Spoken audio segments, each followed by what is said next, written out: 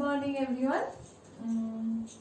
Today we'll start the next topic of your chapter life processes, that is respiration. Hope you have read that first part, that is nutrition in human beings, and if you have any queries, I am repeating it again, ask me over there, that is BMSE portal, school. Okay, so today's topic is respiration. What is the topic? That is respiration. So here respire means to breathe. So what is respiration? Respiration is a biochemical process by which we obtain energy. So what is respiration? Respiration is a biochemical process which is enzyme related, and after that we are getting energy. Okay, and there are some steps in respiration from where energy can be released. So what is the reaction of respiration? First, let me show you.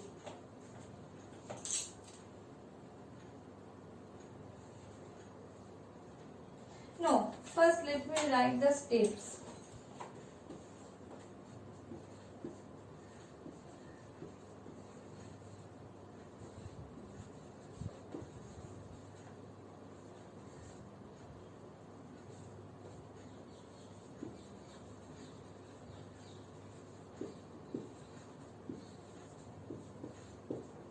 Rather, you can write inhalation.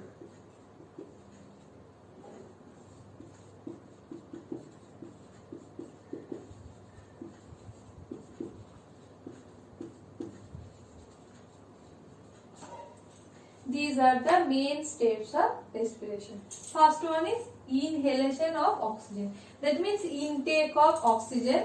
Next one is exhalation of carbon dioxide. Means release out the carbon dioxide which is produced inside our body. And the third and important one is oxidation of food. Particularly carbohydrate type of food. That means glucose will be oxidized. So these three steps are called as respiration, and in case of respiration, with the help of the enzyme, oxidation of food is occurring. And here you will get another term. What is breathing? Do you know the difference between breathing and respiration? So these two steps are called as breathing. Breathing is only just a physical process. Okay, that means that inhalation of oxygen and exhalation of carbon dioxide, these two processes are called as breathing. And if we add with that oxidation of food, that will be said as respiration. That's why I was telling that oxidation of food is the main part of respiration. So from today you can differentiate between breathing and respiration. Okay. So now we will see the reaction of respiration.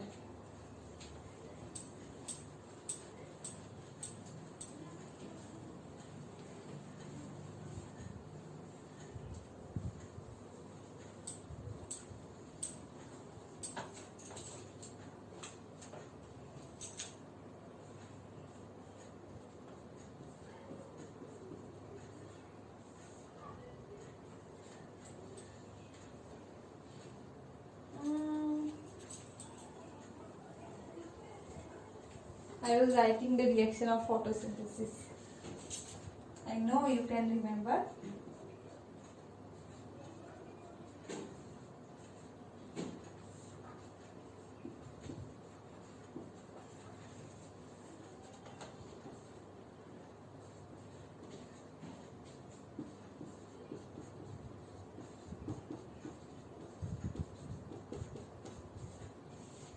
Okay, that is the balanced equation of respiration. That means C6H12O6, what is that? Glucose. And from where we will got glucose? That in case of photosynthesis, glucose has been produced. And in case of respiration, glucose is used. So in the presence of oxygen, what is happening? That is, with the help of the some enzymes, carbon dioxide will be produced and some sort of water will be produced, and that is the our requirement. So oxidation means with the help of the oxygen. So oxidation of glucose is occurring with the help of the some enzymes, and we are getting carbon dioxide which we are exhaling. So inhalation, due to inhalation we are getting oxygen, and with the from where we are getting the glucose, as we are taking the food. Okay, so look, nutrition and respiration are interrelated. We are getting food. Food is broken down into simpler form and making it a simple form like glucose, and from that glucose, and in respiration we are inhaling oxygen. With the help of that glucose and oxygen, whatever we are getting, that is CO2 is produced, and we are getting a huge amount of ATP which are giving us energy. Okay, so like this, that all are interrelated. So usually we are getting 38 molecules of ATP. In some of your books you will get 36 ATP. Why? Both are right. How? I will tell you after telling the different steps of or different processes of respiration. Okay, how these 38 or 36 molecules of ATP can be produced, and it will be better if you write 38 molecules of ATP. Okay, so this is the balanced equation of respiration. So now, can you differentiate between respiration and photosynthesis?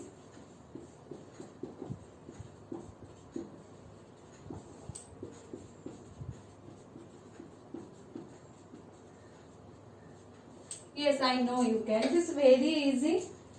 So photosynthesis, in case of photosynthesis, glucose can be produced, and in case of respiration, glucose can be broken down. In case of photosynthesis, oxygen can be produced. In case of respiration, oxygen can be used up. And similarly, in case of photosynthesis, carbon dioxide is used as raw material, and in case of respiration, carbon dioxide is our end product. Okay, and if we consider the occurrence, photosynthesis will occur only in plant cells or green plants, and respiration will occur in all living beings. Okay, so these are the main differences. And another one is you will get some term, that is anabolic process and catabolic process. If we are getting something, it means if dry weight of something can be increased, it is called as anabolic, and if it is broken down, it is called as catabolic. Okay, so as we are making something, that is we are making food, that's why it is photosynthesis is called catabolic pathway, and respiration is called photosynthesis is called anabolic pathway, respiration is called catabolic pathway. Okay, and in case of respiration, another difference is a huge amount of energy, ATP molecules can be produced. Okay, so now we know what is the difference between respiration and breathing, and what are the difference between respiration and photosynthesis. Next, we will come to know that how respiration occurs in case of plants. Okay, as we know that plants are having some structure, that means some pores are present inside the plant, that are called stomata. Okay, so with the help of that stomata, plants are exchanging carbon dioxide and oxygen, and except that the leaves of the young and stomata, where it is present, stomata is present inside the leaves, and young roots, that means, and except that lenticels. Okay, these are the different parts through which gaseous exchange, that means in the bark a small pores are present in the stem, which are called as lenticels. And as we know, the stomata is a tiny pore-like structures which are present in the leaf, and it is guarded by a guard cell which is helping the opening and closing of the stomatal pore, and exchange of oxygen and carbon dioxide is occurring with the help of that. and in some case young roots are also helping in exchange of gases. Okay, so these are the main parts of exchanging gases in case of plants. And what about in animals?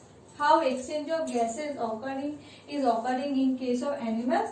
So if we consider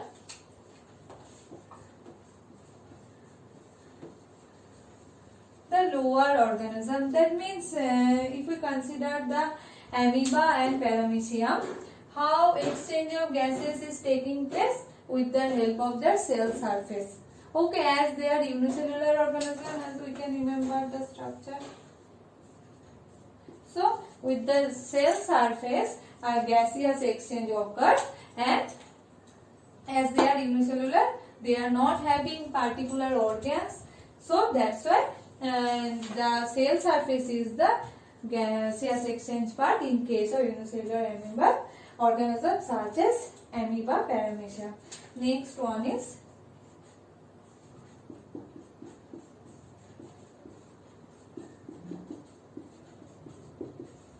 aquatic organisms like fishes are having a particular structure which is gill. So with the help of the gill, they are exchanging their gases, that means oxygen and carbon dioxide. So that's why it is called as gill respiration. And the last one is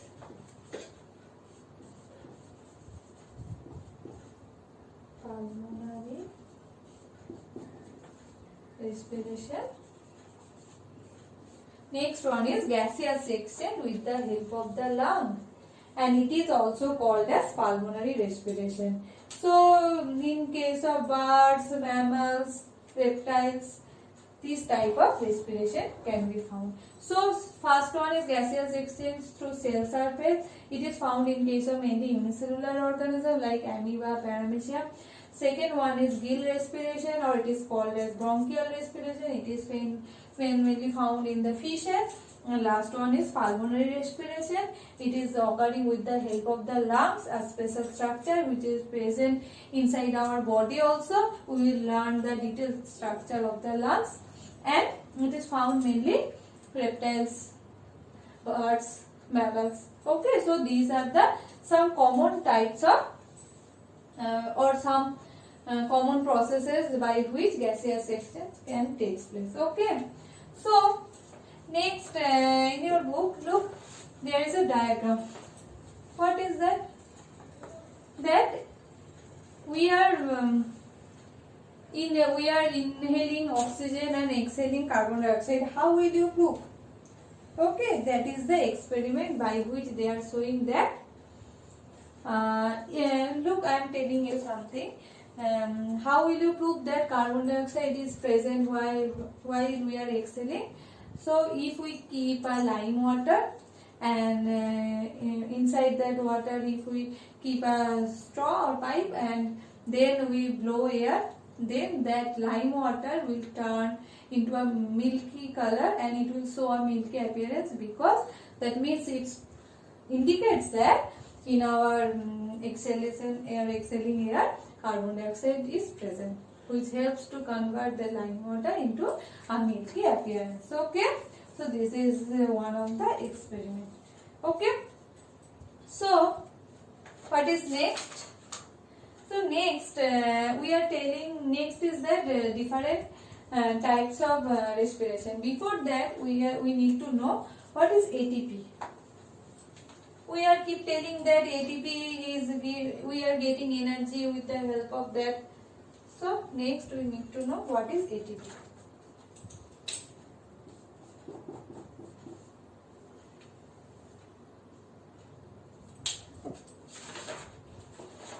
So what is ATP? ATP is our energy currency.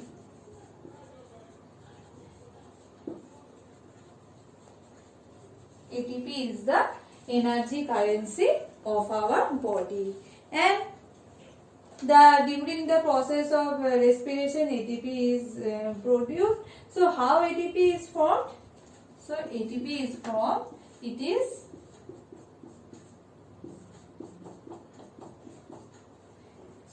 ADP means adenosine diphosphate. ATP means adenosine triphosphate. An inorganic molecule can be added with the ADP and it will convert into ATP, adenosine triphosphate. An inorganic phosphate molecule will be added with energy.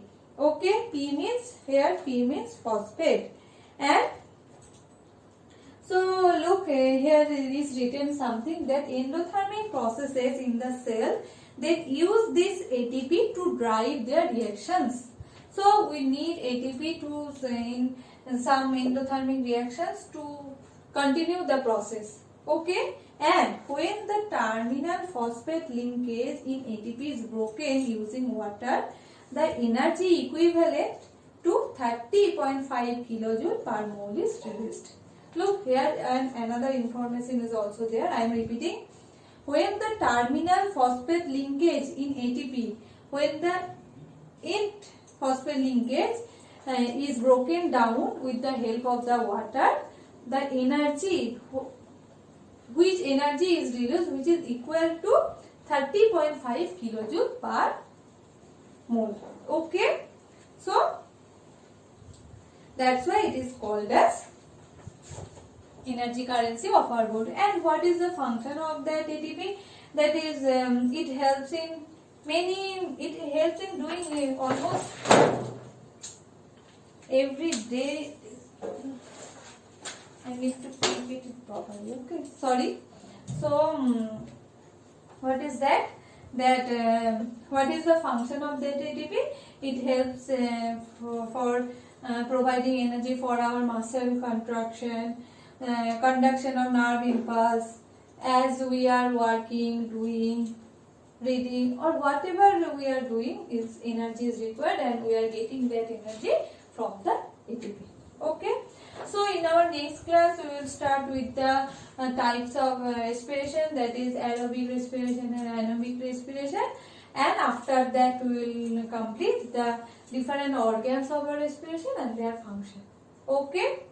So I am repeating again. If you are having any queries, you can ask me through your BMS e-portal. Okay. So for today that's it. Thank you.